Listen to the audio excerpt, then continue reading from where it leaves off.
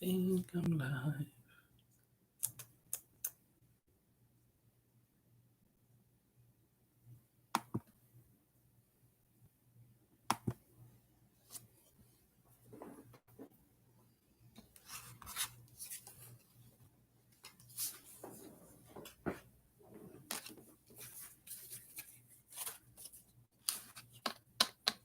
Hello. Hi, Steven.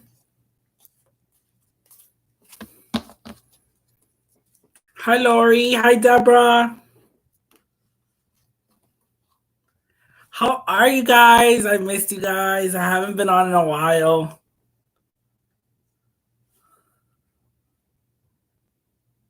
So I finally finished organizing my witchy room. Hi, Mikey. Um, Everything's in its place again in my witchy room, and I really need to give you guys a tour, but that's not what's gonna happen today. um, Today I want to talk about Patrick Valenza, the creator of the Deviant Moon Tarot.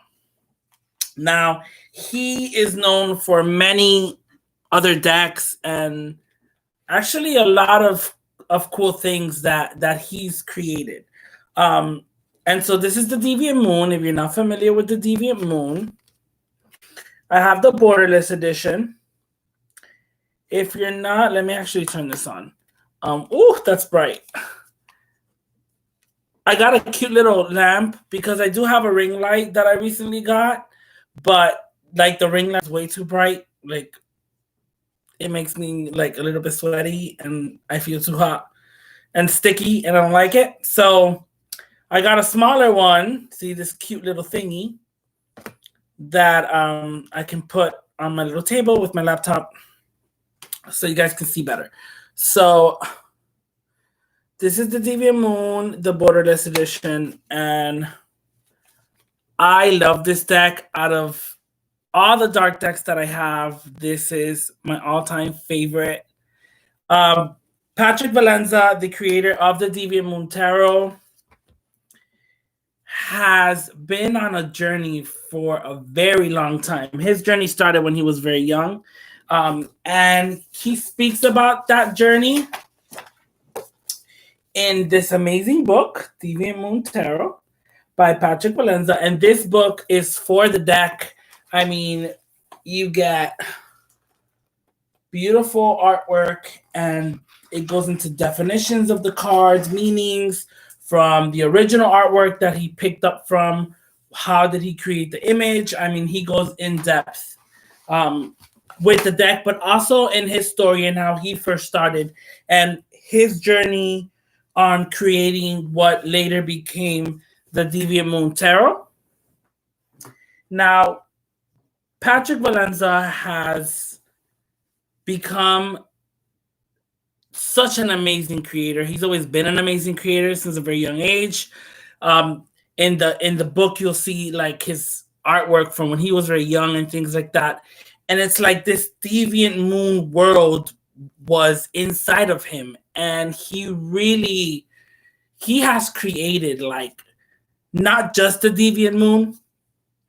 If you go to deviantmoon.com, there's different decks that you can get created by him.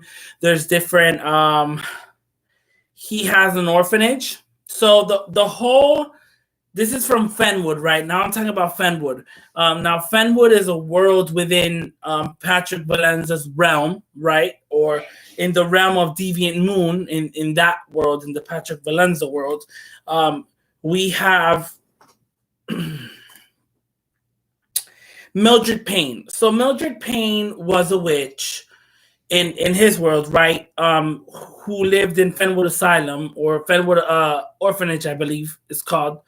And so he has a whole Mildred Payne's collection, right? We have the Mildred Payne Pocket Oracle, and I don't own that one. I just happen to have two little cards from it, just because every time he orders something from Patrick Valenza, he'll put in like a few little cards from his deck, just for you to have. You can use them as little charms, or if you're a collector, or even If you don't own the deck, you have two little samples of the deck. This is the, I believe it's Mildred Payne's Pocket Oracle. And then, so I'm all over the place because Patrick Valenza, like, he has created so much things in the past couple of years, right? He also has the Trionfi de la Luna, which I do not own a copy of. I am in desperate need of that deck, but I've been holding back a little bit on trying to shop for decks. It is a Marseille type deck, but within the Deviant Moon realm, right, of the artwork and things like that. Now, last year, or was it already like 2 years ago, I think, he had already announced the making of the Deviant Moon Oracle, which is an Oracle deck that he is still working on, and it's his next Oracle deck that is going to be the pair Oracle deck to the Deviant Moon Tarot. Now, in between the Deviant Moon Tarot and this Deviant Moon Oracle, he released last year in 2019, he released what he called the Abandoned Oracle, Patrick Valenza's Abandoned Oracle, right? And I'm guessing, he explains a little bit about it, that these were kind of images and things, and an oracle that didn't really exist or didn't really come to a completion, right? Therefore, an abandoned oracle, almost like started but was never completed. And so he then went back and gave us the abandoned oracle. And I love these. So when he was creating that, and that was in the making, he released a prototype pack of 9 cards. And I think I probably paid like $14 or $16 for it. And I wanted it because I thought it was cool to have a prototype of 9 cards of the Abandoned Oracle. But it was, while he was making it, in the process of making, I was waiting for the Abandoned Oracle because I had pre-ordered it. And so I decided to pay and get the prototype. So then in the back of the cards of the prototype, he gave us the reverse coloration, which he uses this in a Trionfi de la Luna. He uses this in Mildred Payne's Pocket Oracle. See that those blues? It's almost like a reversed of the true colors, right? Of the deck. So we have, this card is Dismemberment. See, so when he did the prototypes, he gave us the same card, what it would look like colored, and the other version of the flipped image, or whatever you want to call it, flipped lighting. I don't know what it's professionally called. So he gave us samples of what the deck would look like. And what I found interesting was this other card. So this other card, the backings are these moon and sun backings, similar to the Deviant Moon, but I'll show you one of the backings of the Deviant Moon. So that came with the prototype cards. And so then I was like, that must be from the upcoming Deviant Moon Oracle. Because the Deviant Moon deck, these are the backings, right? And we see all these moons.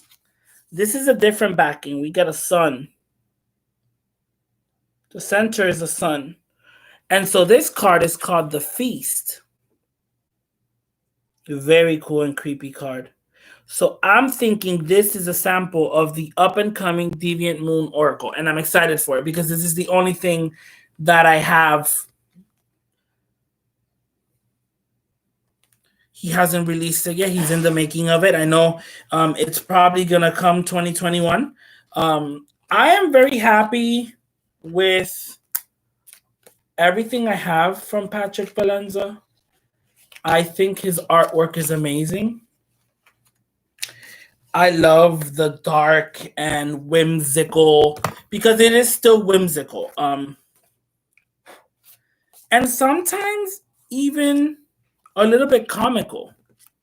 Like, I don't know which card I put in here. Wait, this is the sun one. Okay, sorry. I'm trying to keep all my cards together because I have a couple of decks. And then, okay. Sorry, guys, I'm trying not to squirrel. Don't forget to hit that like button. Thank you, Steven. Let me have a drink. So, back to Patrick Valenza. I had gotten the 9 prototypes pack from him before the Abandoned Oracle was released. And so I had backed it. When he released it, I received it. And I love the Abandoned Oracle. Now, most of his decks don't come with a book or a booklet. You get like an online link to where you can literally just look the meanings up online, or you can print it. I did it for the Abandoned Oracle. But even with this, like even with the link, you still get like the colored image and the meanings of the card for the Abandoned Oracle. So I think that's very cool. If you wanted to make a booklet out of this, you can. That'd be awesome. Or put it in a folder, punch holes in it and put it in a folder or something like that. That's what I'm thinking about doing. For now, I just keep it with my book. And so that's the Abandoned Oracle, which I do have, and I love. I love the backs on this Oracle. Here with the Oracle, we got the Abandoned Oracle card, very creepy cat. So I'll read you this real quick. The Abandoned Oracle began as a small collection of inked nightmares pulled from the pages of Patrick Valenza's Dream Diaries. Unfortunately, the deck was abandoned in 2015 in favor of more urgent projects and buried in a mountain of sketchbooks.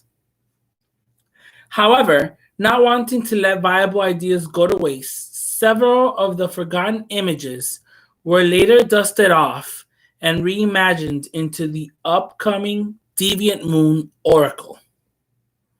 Regardless of the neglect, this gruesome deck never stopped screaming to be born.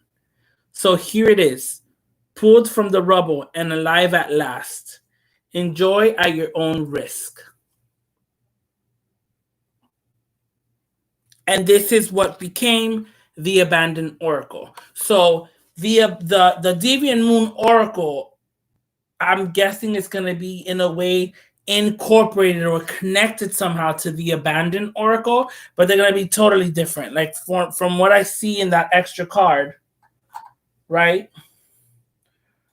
From what we see in this card, even the colors are different. It's more in the Abandoned Oracle, the colors are more muted. They look more antique. In the up and coming Deviant Moon Oracle is going to be more like the Deviant Moon Tarot, to where the colors are going to be brighter.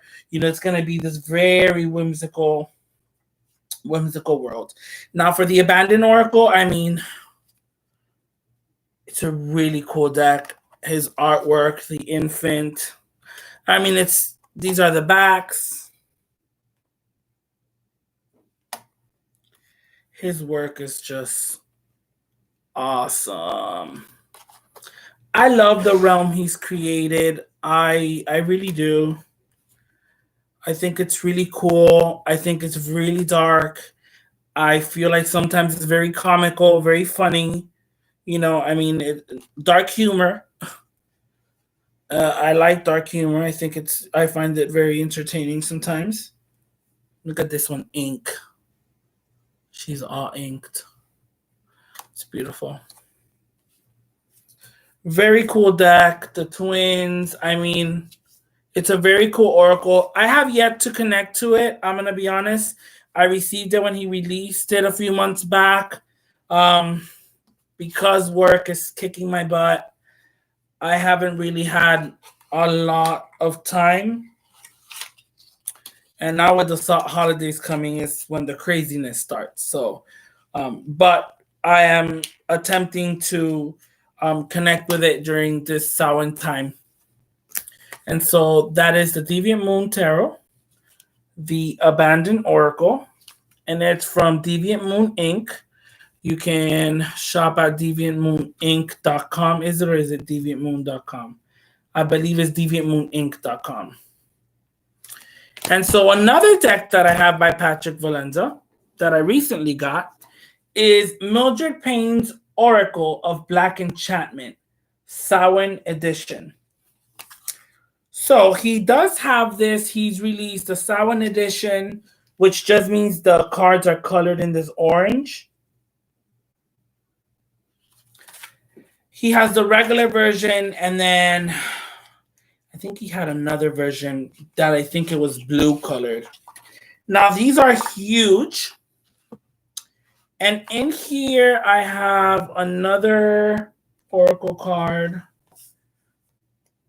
I have this image. It says, "Nightmares carry me away from a restless day."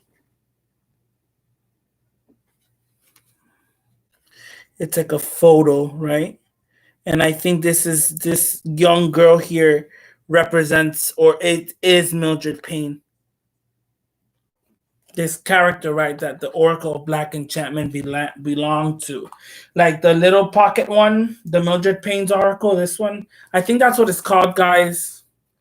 Again, I don't own it, so I don't know. I don't own a copy of it. But I do know he's created the pocket version, which is like this size cards. And he also has a deluxe edition, I believe, or he had a deluxe edition, and they were better size. Now for this Oracle of Black Enchantment, it is pretty big. It is huge compared to the Deviant Moon Tarot. I mean, the cards are way bigger. They're way bigger than the deck. This Oracle. But I like it. I don't mind it. And some of these have notes, right, from Mildred. So this one says, "Reach deep into my blood red. Reach deep into my blood red petals and retrieve my most powerful creation, the Oracle of Black Enchantment." And you get the M for Mildred. So this is a note from Mildred. And we get photographs of her. This is she in all her glory. And we get 1933 right there in the bottom. It says 1933. And I love these beautiful sigil work created by Patrick. I mean, get into that. I mean, that sigil work. Oh, amazing. I love it. I want to see more of that. It'd be cool if he created like a journal, right? Or kind of like Mildred Payne's Book of Shadows type thing, right? And we get like just a booklet with like Mildred Payne spells and stuff, and artwork like this would be kind of cool. Something like that. Mildred and Claire, Fenwood Asylum. So we have Fenwood Asylum, which Mildred Payne lived in. And then we also have Fenwood Orphanage, which is where you adopt antique dolls, porcelain dolls from Patrick Valenza's collection, which I have, and I will show you guys. So this is a picture of Mildred with one of her dolls, the doll's sitting right behind her. Mildred and Claire, Fenwood Asylum, 1929. All right. The Fenwood Coven, 1933. So this is Mildred and her coven, four young ladies. And it says Fenwood Coven, 1933. So Patrick has created this Mildred Payne character, which I love. She's this wicked witch, trapped in an asylum, right? And she's given us the Oracle of Black Enchantment, which is this one. We have Mildred Payne's Pocket Oracle, which again, it's the little one. Um, there's different things within that realm, and I love each and everything that he's done. Now, this is the back.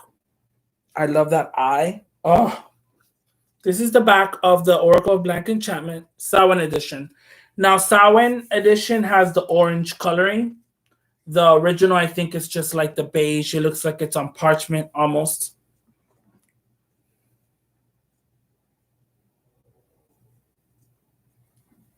I love these. The artwork is so cool. It is huge, but to be honest with you, I would kind of use this for spell work.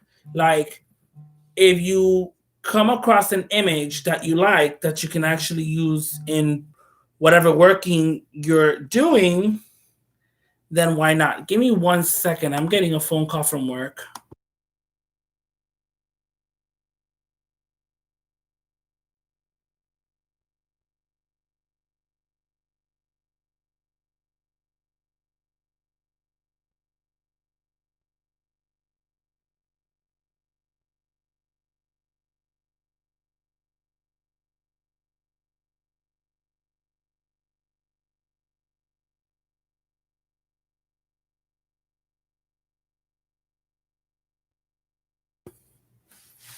All right, guys, I'm back. Sorry about that.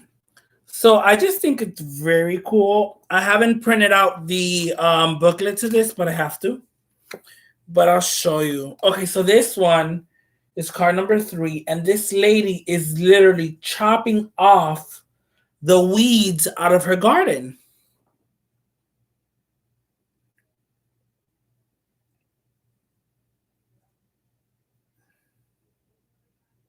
Isn't that cool? I love these images. Here we have this hag-like witch-looking character grabbing this child and taking them hostage, right? Running with the child. Excuse me. Some kids dancing around. I'm not going to show you the whole thing, but I mean, it's a really cool deck. So this, she's having like an astral projection.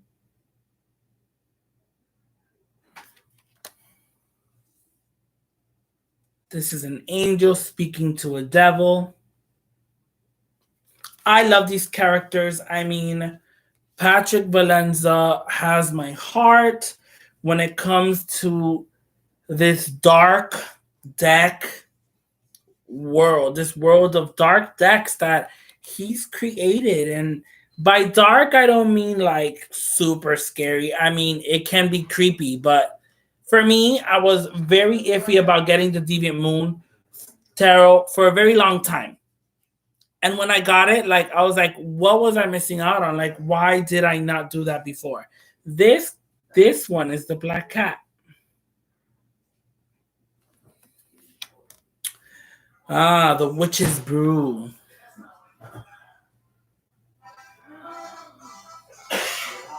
Hmm. This one is known as a curse. It has this very, if you get into these details, guys, but I love it. Like, I really love his artwork. So, okay, you have this demon with 4 breasts, and then her cookie has teeth. I mean, I'm sorry. That's the only way I can put it. I apologize. But it's like it has teeth or fangs or something. I'm sorry, guys. I don't mean to offend anybody that came off the wrong way, but it's the only way I can put it. Look.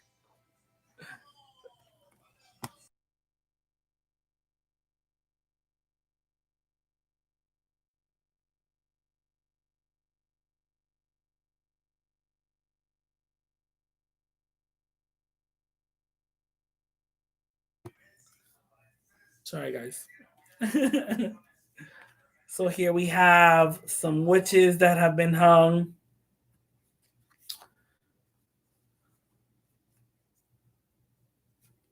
These two are fighting over something.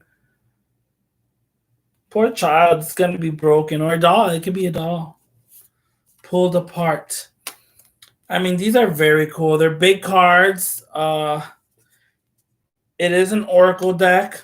An awesome oracle deck.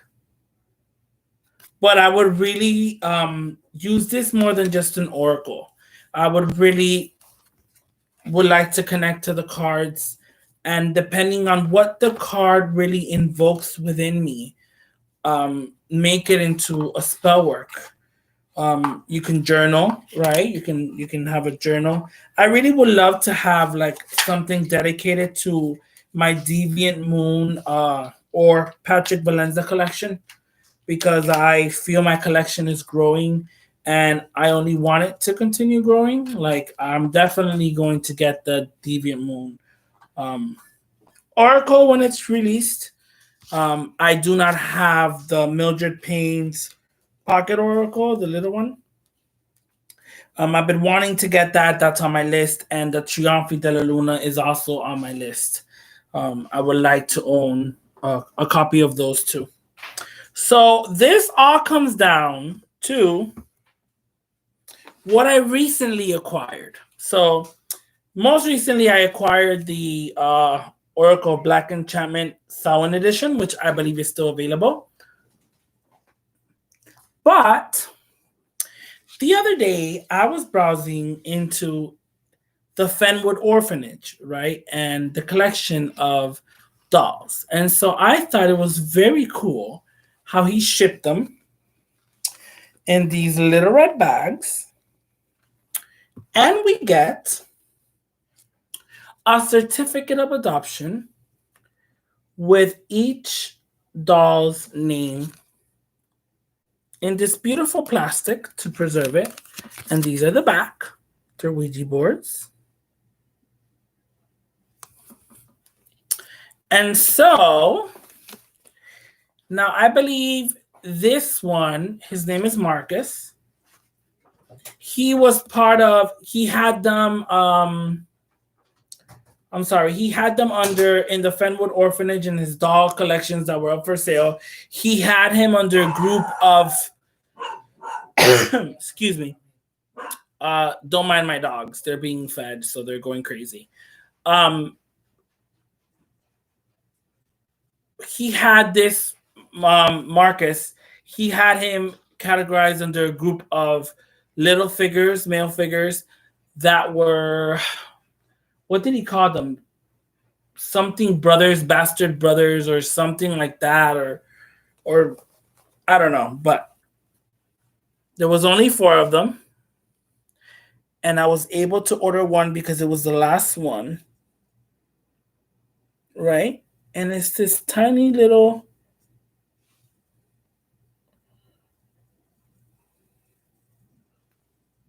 doll. This is Marcus. And he comes with his certificate. And it says, this cheap piece of paper certifies that Marcus has officially been adopted by you. Thanks for taking this bread off our hands. I love that. It's so cool. This is Marcus. And I'll go into a little bit more detail on what you can do with dolls like these, or what I do with dolls like these. The second one I got is Winnie, and Winnie is a beautiful little girl. And Winnie is just a head. This is Winnie. And she's just a little head. She's just a head. This is Winnie. Is a spirit attached to the dolls. Sherry, a spirit might come attached to a doll. These are very old dolls. I don't think Patrick Valenza prepares them with a spirit to be sent out with a spirit. Now, I do believe, because I do love collecting things that are secondhand and stuff like that, I do believe some dolls come spirited. I believe some dolls become spirited. And I believe some dolls are just an empty vessel, but does not mean that they cannot be used for a vessel by a spirit. There's plenty of different ways you can work with dolls. I have a few videos, I believe, on spirited dolls, haunted dolls, spirits attached to dolls, my spirit dolls. Some of my spirit dolls are right behind me. And you've seen most of them on some of my videos. If you haven't, you can go back to some of my videos and check my Spirited Dolls videos out, and you can learn a little bit more. Now, dolls like these, you can collect them to collect them. I loved it. I thought they'd be kind of cool to have something more of Patrick Valenza outside of just the decks. So I was looking through his shop and he has some very cool stuff that I really want to start collecting as well.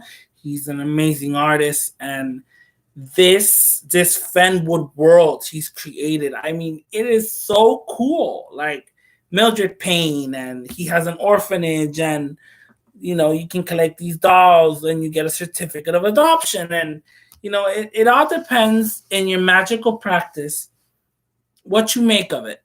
Now, I have different dolls. Let me pull this drawer. This thing pulls out. Hold on. Because I think I have some in here. I do have them in there. Yes, I do. Okay. So I just got to move this out the way. Ugh. This has ash. Okay. So in here, I have some more dolls that I've bought and I've collected. I have these frozen Charlottes. They're called frozen Charlottes. Some of them you find them without an arm, without a leg, without a foot. And I use these as puppets. Some people call them voodoo dolls. I don't call them voodoo dolls. I call them more puppets or spirit dolls. Some spirit dolls are totally different. Some are spirited. They have a spirit attached to it. That's what would make it a spirit doll. Other people will call that a haunted doll. For me, a puppet is something that represents somebody that you're trying to send a certain energy to, whether that be healing, whether that be bringing two people together, whether that be separating two people, whether that be sending harm to somebody, whether that be, if someone's going through an illness or someone's going through a surgery and you want to make sure that that person's okay, you would use a puppet to represent that person. Now, the good thing about these are you can grab a dry erase marker, because these are glossy, the frozen Charlottes. A dry erase marker, you could write the person's name on it. You could put their sun sign. You could anoint it with oil. There's so many things you could do with them. And then when you're done, you can wipe it off. You cleanse it. You can sage the item. Once it serves this purpose, you can cleanse it. You can kind of like neutralize it in a way to where you can bury it in a bowl of salt if you wanted to. You could bury it in the earth so the earth can suck that energy. And then once you unbury it, then it's a new doll, or it served a new purpose. So now you kind of that energy. I have this guy. This guy I love. I have another one of him that I have in a current working that I've done for someone. And he's missing a leg. But look at this. These are male. The frozen Charlottes, the previous one is female. I have two frozen Charlottes and two of these males. I love these guys. They're called Brainless or something like that. Brainless Dolls. If you look them up, look for Brainless Dolls or something like that. Maybe you'll find them. These I like because in there you can stuff them with herbs and seal it with wax. If you're trying to do like a long working for someone, you can write in a piece of parchment paper the person's name, last name, date of birth, different things to represent that person, right? That you're sending that energy to, and then you can stuff it in here Stuff it with whatever herbs for the purposes, oil, whatever you'd like, and seal it with wax. And you would have an amazing puppet. A nice, well prepared puppet. Um, you can make puppets out of clay like I do sometimes. Now, in my magical practice, dolls are part of my magical practice. I use them in many different ways for many different purposes. Um, it just all depends. Now, these two I kind of love, love, love. And they would each have a different purpose for me. I actually believe that Marcus is going to be the guardian for my Rose of Jericho. I'm gonna keep my Rose of Jericho in a crystal bowl with water, and so of course I'm gonna give her pennies and quartz and different types of crystals and stuff like that to get her going. She's still dried up from my trip to Virginia a few months back, but I haven't actually opened her up for her to start opening up and taking water. I haven't fed her water at all since I got her. And so I've decided that since she is the resurrection plant and we're getting close to Samhain, why not make that part of my Samhain ritual? So I believe that on Samhain night, I'm going to reawaken my resurrection plant. And so I've decided Marcus to be the plant's guardian. So therefore, he will play a part in the plant. I will have him sitting on the plant itself. He'll be part of her and part of the plant. I say her because I usually, to me, if it's a flower, it's female, things like that, but not necessarily is right. Just because there are plants that are male, plants that are female. Now, I feel that my Rose Jericho is more of a male kind of entity. So that's why I've chosen Marcus. And now Winnie, for me, I have on top of my apothecary my Baba Yaga or Baba Yaga, Baba Yaga. This depends how you pronounce it. I usually call her Baba Yaga. Some people just call her Baba. She's a Russian hag type of goddess, right? And so when I think of Baba Yaga, I literally think of Hansel and Gretel. And so I have to show you guys. So this is a mini tour. So what I've done over here is my apothecary. These are all my herbs with labels and jars. Down here, this is my Rose of Jericho wrapped up in paper. I have some bottles on this side, some more herbs in a kit, and then down there in this corner, all right here, all my essential oils and oils that I make. So up here is like an altar space. And on this side, I have, oh my God, my Saint Cyprian. And on this side, I have my Baba Yaga. Now, I associate with her character and her story and the way she lives in the woods and stuff like that. I associate with her a lot of the story of Hansel and Gretel.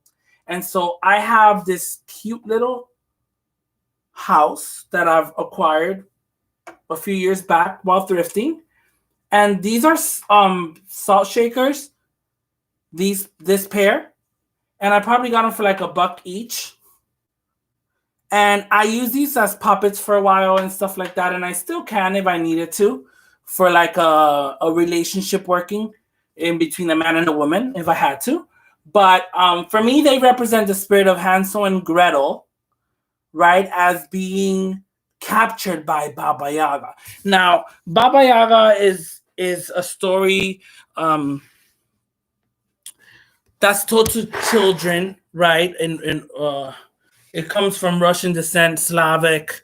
And so is taught to children to scare the children, right?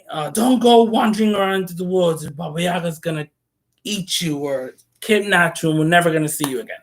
Now, I've decided that Winnie is to form family with Hansel and Gretel in Baba Yaga's realm over there.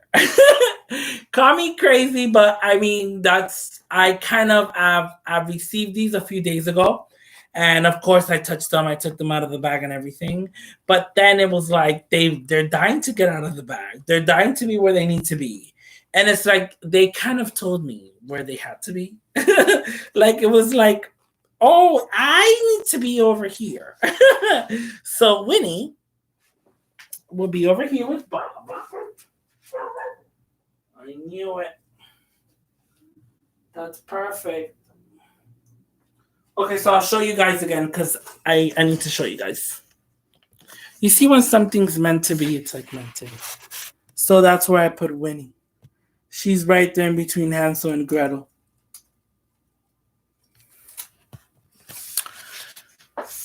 And again, I will I can do a new video on dolls and things like that if you guys are interested. But yeah, I mean, dolls are essential in my practice. I do use dolls in different ways. I've bought some dolls that have brought an entity with them. But of course, I have been very careful with which dolls I bring home and things like that.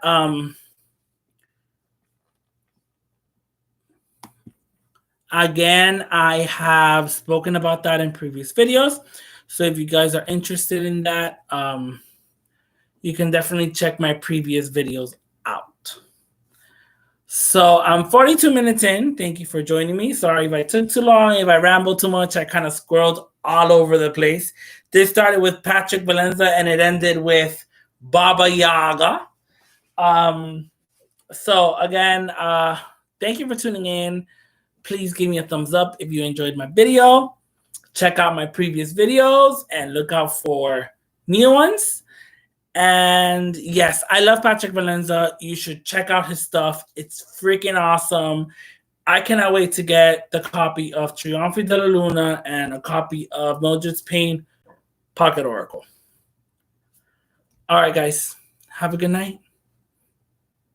Bye.